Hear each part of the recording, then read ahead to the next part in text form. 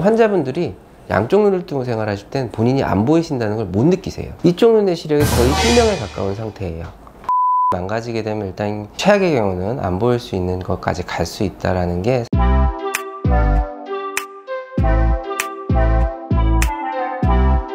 안녕하세요. 리지안 안과 김상준 원장이라고 합니다. 오늘은 그 망막에 대해서 한번 간단히 알아볼까 해서 여러분한테 좀 유익한 정보를 좀 전달해 드리고자 합니다.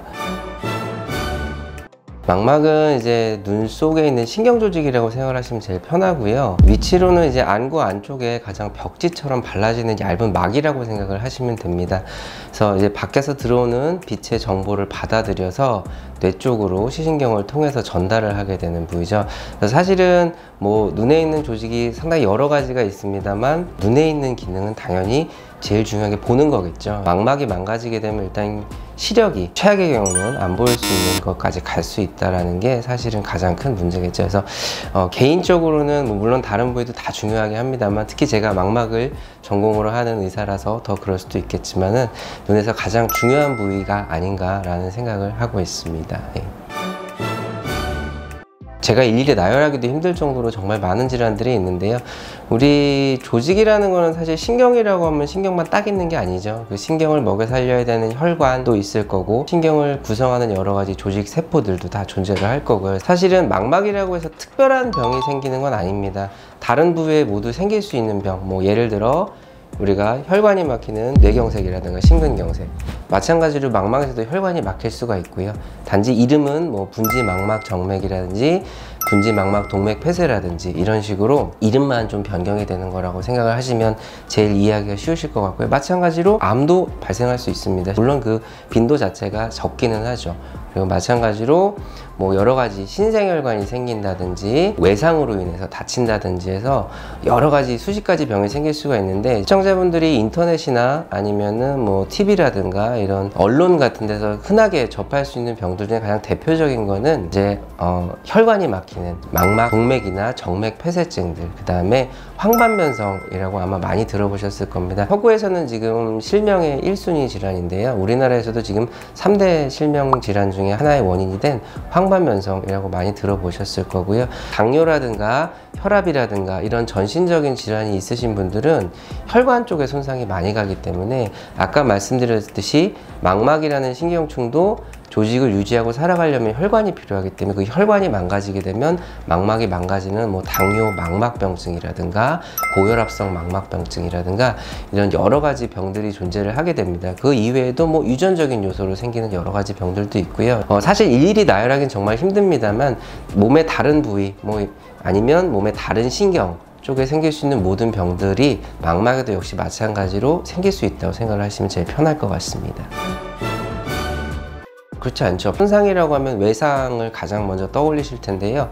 손상에 의해서 발생하는 경우도 물론 존재를 합니다만 실제로 외상으로 인해서 망막 쪽에 손상이 가서 문제가 되는 경우는 그 확률 자체가 많이 높지는 않고요. 왜냐면 우리 눈을 맞는다거나 어떤 외상을 입는다고 하더라도 우리 몸에서 보호하는 기전이 존재를 하기 때문에 사실 어느 정도의 손상들은 다 자연스럽게 회복이 되는 경향이 있습니다. 오히려 근데 방금 전에 말씀드렸듯이 실제로 환자분들이 겪게 되는 망막 질환의 대부분들은 손상보다는 오히려 혈관 쪽이라든가 아니면 가지고 계시는 만성 질환이라든가 이런 부분에 좀 더 영향을 받아서 실제로 생기는 경우들이 더 많게 되겠죠. 그래서 외상이나 손상도 물론 가능은 하지만 실제로 이렇게 병원에서 환자분들을 치료를 하다 보면은 좀 더 문제가 되는 경우들은 뭐 아까 말씀드린 그런 만성 질환이나 혈관 질환에 의해서 발생하는 경우들이 훨씬 더 흔하다고 보시면 될 것 같습니다.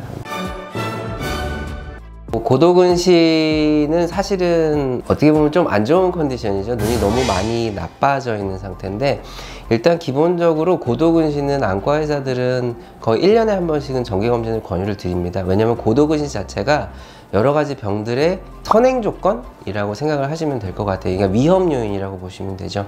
지금은 망막에 대해서만 말씀을 드리긴 하지만 녹내장의 위험도 높을 수가 있고요. 망막 쪽으로만 좀 국한을 해서 말씀을 드리자면 망막이라고 하는 신경 조직의 면적은 사실 전 인구가 대부분 다 동일합니다. 저나 아니면 지금 화면을 보고 계시는 시청자분들이나 동일한 면적의 망막 조직을 갖고 있다고 생각을 하시면 돼요.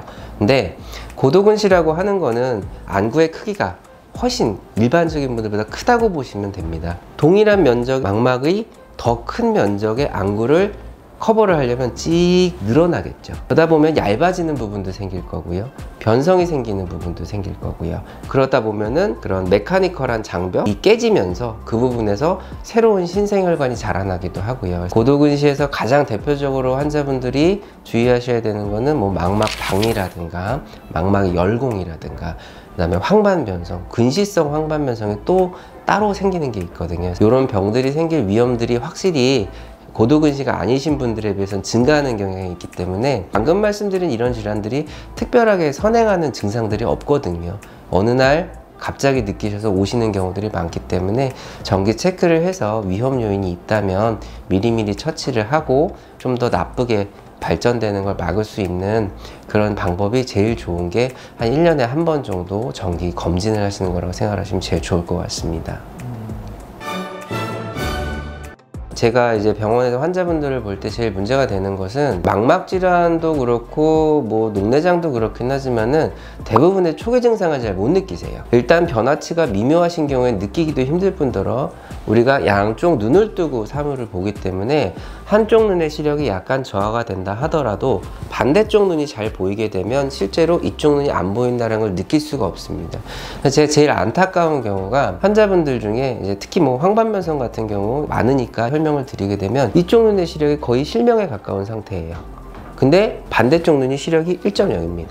그럼 환자분들이 양쪽 눈을 뜨고 생활하실 땐 본인이 안 보이신다는 걸 못 느끼세요. 그러다가 예를 들어 한쪽 눈이 가려지는 어떤 특수한 상황이 됐을 때 왜 이렇게 안 보이지? 라고 하면서 병원에 오십니다. 사실 오실 때는 뭐 그렇게까지 위험하게 생각을 하고 오시진 않으실 거예요. 근데 병원에 오면 사실 이쪽 눈은 좀 보시기 힘드실 것 같습니다 라고 하는 좀 안 좋은 소식을 듣게 되시죠. 그래서 사실 말씀드리기도 좀 마음이 무겁기도 하고요. 어쨌거나 그런 부분들을 조기에 발견해서 정기 검진을 하고 치료를 하신다면 그렇게까지 되지는 않거든요. 근데 결과적으로 이런 증상들이 미묘하고 초기에 디텍트 이렇게 찾아내기가 힘들기 때문에 환자분들이 스스로 자가검진을 통해서 발견하실 수 있는 경우들이 사실 많지는 않습니다. 물론 여러 가지 방법들이 있긴 하지만, 그래서 이런 경우에는 간단히 안과에 오셔서 기본적인 검진 정도, 뭐 비용이 많이 들어가는 검진들이 아니고요, 기본적인 시신경을 간단히 볼 수 있는 촬영이라든가 의사가 직접 본다든가 하는 간단한 검진들을 통해서도 충분히 발견이 가능하기 때문에 비용 면에 있어서도 그렇게 부담이 되지는 않으실 거고요. 뭐 앞으로 생기는 병들에 대해서도 예방을 할 수 있는 그런 방법이 되지 않을까 싶어서 저는 1년에 한 번 정도는 꼭 검진하시기를 권유를 드리고 있습니다. 일단 오늘 망막에 대해서 간단히 말씀을 드렸는데요, 망막이라는 부분 자체 아까 말씀드린 워낙 방대합니다. 뭐 요 조그만 눈에서 뭐가 그렇게 방대하겠냐라는 생각을 하실 수도 있는데 신경 쪽이다 보니까, 게다가 이 망막이라는 부분 자체가 뇌랑 똑같은 중추신경계다 보니까 한번 손상이 되면 잘 회복이 되지도 않고요. 사실 개개의 질병을 설명을 드리고자 하면은 24시간을 설명을 드려도 모자랄 정도긴 하지만, 일단 환자분들한테 오늘 이렇게 말씀을 드리는 건 망막이 이런 부분이고, 그 다음에 어떤 병이 대략 생길 수가 있고 내가 왜 검진을 정기적으로 해야 되는가 라는 거를 환자분들이 알고 계셔야 실제로 검진을 하려고 하는 의지가 생기시기 때문에 그런 간단한 정보 정도를 전달해 드리고자 가볍게 말씀을 드린 거고요. 물론 어떤 병도 없으면 제일 좋겠지만 혹시라도 어떤 이상이 발견이 된다면 전문의 의사 선생님과 다시 한번 상담을 하시고 앞으로 어떻게 치료를 해나갈지, 어떻게 관찰을 할지에 대해서 상의를 해보시는 것이 가장 좋을 것 같습니다. 유익한 정보로 좀 드리려고 말씀을 드려봤는데 잘 전달이 됐으려나 모르겠네요. 다들 뭐 이제 나이도 100세 시대 들어가잖아요. 잘 보고 사셔야죠. 혹시라도 중간에 이상하거나 이런 느낌이 있으시면 꼭 검진 받으시고요. 정기 체크도 빼먹지 말고 받으시길 권해드리겠습니다. 지금까지 리젠 안과 김상준 원장이었습니다. 다음엔 더 유익한 정보로 찾아뵙도록 하겠습니다. 감사합니다.